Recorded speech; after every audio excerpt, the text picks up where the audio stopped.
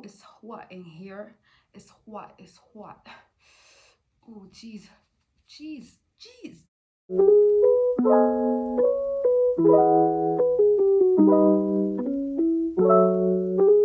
Hi guys, and welcome back to another YouTube video. If you're new here, hi, my name is Angie and welcome to my channel.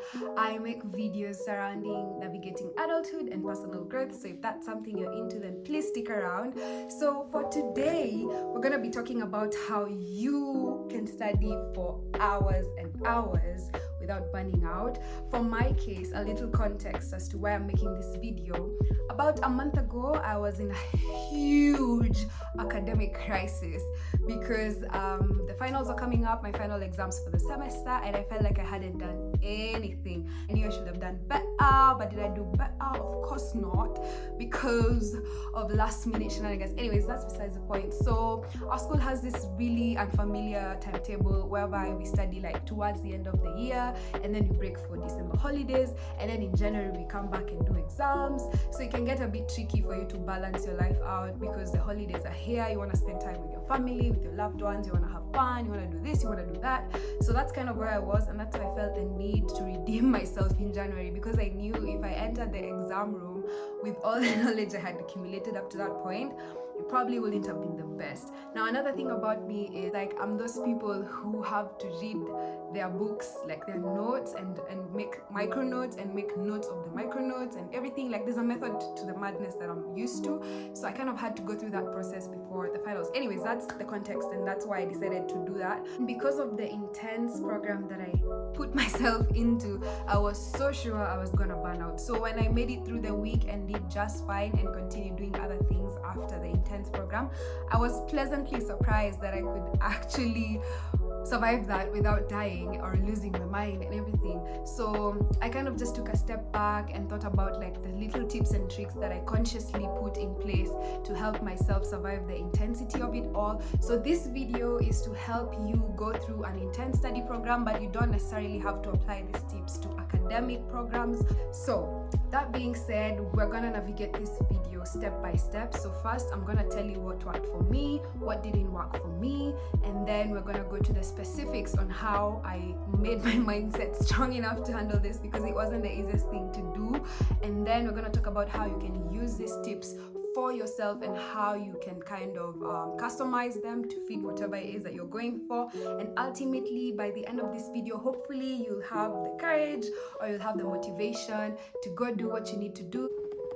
Quick disclaimer before I go into the tips and tricks of how you can navigate and survive an intensive study program like this. I would just like to say that you don't have to do this to yourself, okay? You don't have to do this to yourself. This is not for everybody. By no means does this mean you're gonna be like the best student there's ever. Anyways, enough of that. Straight into tip number one, which is conditioning. Now, mind conditioning is so important before you get into anything as intense as studying for long hours in a week. And essentially what mind conditioning means is that you are training your mind, or you're preparing your mind, or you're informing your mind that you're about to do something, you're about to enter specific circumstances, you're about to undertake a certain activity, and that it should start preparing itself to get into the groove of things and to retrieve whatever like information it needs or whatever it needs to be comfortable in that setting. So in this context of studying and anything related to studying, mind conditioning would look like entering a specific room or assuming a specific position where you study and where your mind associates itself with studying. What do I mean? So for me, I really don't have a problem like studying on my bed. In fact, I did most of my studying on my bed, but sometimes I felt like I was trailing off a bit. So in order to condition my mind or to get my mind back into the studying mode, studying mood, whatever, I used to go to the study room, because that was where I truly felt, that was my library kind of, so to speak. Like that's where I knew if I go, I have no other business here but to study. And mind conditioning really varies. For some people, it can be putting on certain type of music, for example, lo-fi music.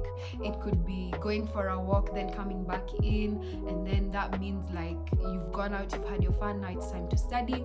Mind conditioning could also just be like a routine of activities that you do before you get to the main activity.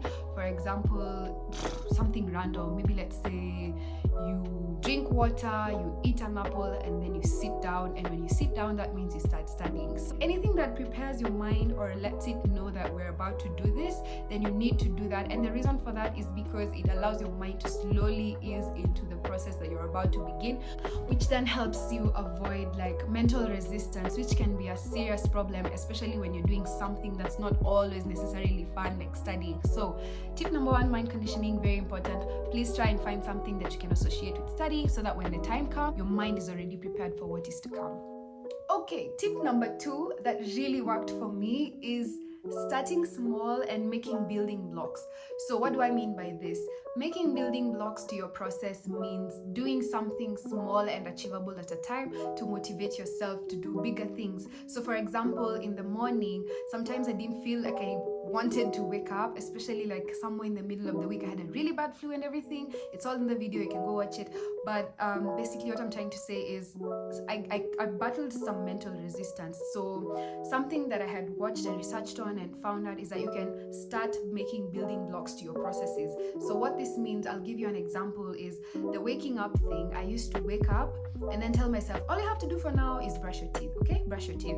And then when you're done brushing our teeth, all you have to do is go downstairs, have breakfast. And then when you're done with breakfast, all you have to do is go clear your room, get your books, and go to the study table. And then that was marrying in with the mind conditioning. So I had preset my mind into understanding that this is what we're gonna do, and then this is what we're gonna do, and then we're gonna go study. And even in the studying mode itself, I had made small building blocks for myself where I had told myself something like, all I'm gonna do is study this half of the chapter and then take a break. And then when I come back, I'm gonna do this half of the chapter and then I take a break. And by that time, I'll have completed an entire chapter, and maybe that's all I needed to do for that specific subject. So making building blocks for yourself is really important, because on top of getting things done gradually, you also get to kind of trick your mind by rewarding yourself with small wins. Because for example, when you finish half a chapter, you're like, yes, I'm done. And then the serotonin comes in, and you know, it just works towards like conditioning your mind. It's more of the same concept, but this is like where you motivate yourself to do more by taking small steps. Another thing that can really help you with the building blocks method is when you put like small things on your to-do list, and then you go ticking each and every one of them with no matter how small the task is, as long as you accomplish it and you tick it on your to-do list, that feeling that you get of accomplishment is enough to get you into the next session and into the next process. So that's something else that I really made use of, and it ended up paying off really well, because I found myself doing things even beyond my today, like my to-do list for the day. And that was mainly because I had worked myself into believing that if I can accomplish the small things here bit by bit, then that means in the long run, by the bigger picture, I will have done everything I set my mind to do. So that's tip number 2, very important as well. Okay, tip number 3, which probably should have even been tip number 1, is of course your mindset. Let me tell y'all, I'm sure all of you know by now, but your mind is very powerful. What you tell yourself, the kind of mindset you're in, is extremely powerful. It can make or break you, and it's no different for something like this. So this is how I incorporated like a good mindset into this studying session program, whatever thing I was doing for the week. I started by visualizing myself sitting and studying, and then I started like visualizing the feelings that I would get if I knew I had accomplished this and that, and then I told myself, these things, you know, you're smart enough to handle whatever it is you're studying. These things you've discussed in class, you've written notes on them, so you're kind of familiar with the concepts. Like I basically did everything I could to tell myself positive things about whatever I was about to study. I told myself this intense study program is gonna be beneficial, not only for your exams, but also for your general knowledge. You know, like just feeding yourself positive thoughts, happy thoughts, building up your own confidence, telling yourself that you can handle this is very important. And sometimes sometimes it's usually a bit challenging talking about mindset because it can sound like such an abstract thing. Like you're telling me to tell myself positive things. What if I just don't feel like telling myself positive things? What's gonna happen? So mindset is one of those things where you kind of just have to practice it day by day, improve on it day by day, and just try your best to be genuine with how you're feeling and where your mind is at, because sometimes we can really lie to ourselves even when we know we're not at the best, and then we just end up like doing things because we kind of have to, and that's like the most wasteful thing you can do with your time, with your energy, because at the end of the day, if you're not there mentally, then there's no need to do whatever you're doing. So just practice on it day by day. Do a mental recap of everything that you've done so far. Like, you've sat through the entire semester, Angie, and now this is just a small study session that you need to complete so that you can do your exams blissfully, or anything else that you could be undertaking. Doesn't have to be academic, like I said, but mindset by all means is so powerful, and I think we'll just do an entire video just on that, because I feel like I wouldn't be able to articulate everything that we need to talk about in this video. But it all boils down to how you speak to yourself, how you perceive things, and how much you believe in yourself to handle the task at hand, and how much you trust yourself. So you really need to watch that, and it's not something that you can figure out in one sitting, in 1 week, even in 1 month. Like, I think it's a continuous, kind of practice that you can build on. But yeah, that's tip number 3. On to tip number 4. Immerse yourself in an activity that is completely unrelated to your academics when you have a break. And what this means is you want to go find something that's gonna energize you, so that by the time you're back to your desk or wherever you study from, you're gonna be completely fresh, and it's gonna feel like you're starting everything completely anew. So for me, my energizer was exercising, and I chose this because it's the easiest thing for me to do when I'm at home, and it's something that I already do every day. And every time I come from a workout, I always feel really refreshed, and I feel like for that time I'm exercising, the problems, the worries, the schedules, the time pressure, everything is gone. So that's just what I used to do. And if you go back and watch that video, you'll see that I used to exercise possibly almost every day. I think one day I just took a walk or something, but basically the bottom line was, when I had time to take breaks, I did completely different activities from what I was doing predominantly during the day. Because the thing is, you're spending a majority of your day on your books, and your mind is naturally gonna get tired, you're gonna get saturated, so you need something like a breather to take you out of that. And of course, by all means, you don't have to exercise, you can do something else. You can listen to music, you can paint, you can take a walk, you can just stare into the sky, you can take a nap. Please take naps when you can. You can fix yourself a snack. So this is really all up to you, but please just try and take a break, and mean it. When you take a break, and then by the time you're back to your study desk or whatever it is else that you're concentrating your energy on, you'll be refreshed and you'll be ready to take it on. So that's what worked for me in that area. So onto some bonus tips that can help you specifically in the academic context, because all these tricks that we've been talking about, they can help you even beyond your academic projects. They can be for anything else that you want to hyper concentrate your efforts in, but these ones I'm about to talk about will work best if you're looking to achieve your academic progression. So tip number 1, read your text like a story. What do I mean by that? Normally when we're working or when you're studying, when you're revising, you tend to have a pen next to you, and you tend to analyze, and you tend to, make small notes, short notes, and that's perfectly all right. That's very important. But something that tends to work really well for me is reading text like a storybook, and this is what I mean. The study area I focus on, I'm a law student, and that means there's a lot of cases, there's a lot of prose, there's a lot of information, there's a lot of explanations to things, and they're always in huge blocks of text. So immediately when you see something like that in your book, it kind of pushes you back, and it kind of just pushes you to this space where you start thinking, when am I gonna finish this?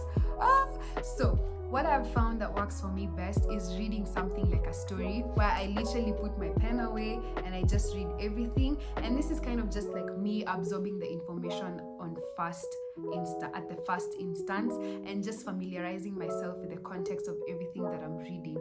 Now this then boils down to me just understanding everything and then coming back later and reading it for a second time, where I can now make short notes or analyze whatever stands out to me in the text. So reading things like a story, the bottom line, what you're trying to achieve is just making things interesting for you, because whether you like it or not, at some point your academics are gonna get boring, revising is gonna get boring, because there's so much to handle and such little time. But I have found that this works extremely well for me, and something I didn't even realize but is now, like, with a bit of research I found out can be beneficial, is when you read your text the first time like a story, you have already internalized whatever it is that you're assessing or whatever the information is about. So by the second time, when you're reading it the second time with your analyzation and your notes and whatever, you will have already repeated the information. And this is very important, because one of the best ways to make information stick in your mind is practicing the repetition method. However, there can be a bit of a downside to this, in that it takes a bit more time for you to complete whatever it is that you're going through, and this can be a bit challenging, especially when you're pressed for time. So really just assess your circumstances and see if this is something that can work for you, but I find it very, very helpful. Tip number 3, and it's a bit of an unpopular opinion, is focus your energy, a significant part of your energy, on the areas you're weak in, as compared to spreading out your time on every subject you have just because it exists. Now let me contextualize this a bit. So for example, when you're making timetables, most of us, we make them based on how many units or how many subjects you're covering that semester, or whatever duration you're studying for. So that means, for example, if I have civil procedure, if I have evidence law, if I have jurisprudence, then my timetable must reflect all those 3 subjects, maybe let's say like twice a week, because I need to study evenly for all of them. But the truth is, you don't really need to spread out your time and your energy like that, especially if you know and if you're confident in your abilities in a specific subject. So back to my example, I know I am excellent in evidence law, and I know I'm excellent in jurisprudence, but I know for a fact civil procedure is hell for me. So what I can do is, I know I'm good in what I'm good in for the first 2 subjects, but civil procedure, I'll give it more time. So when I don't even need a timetable.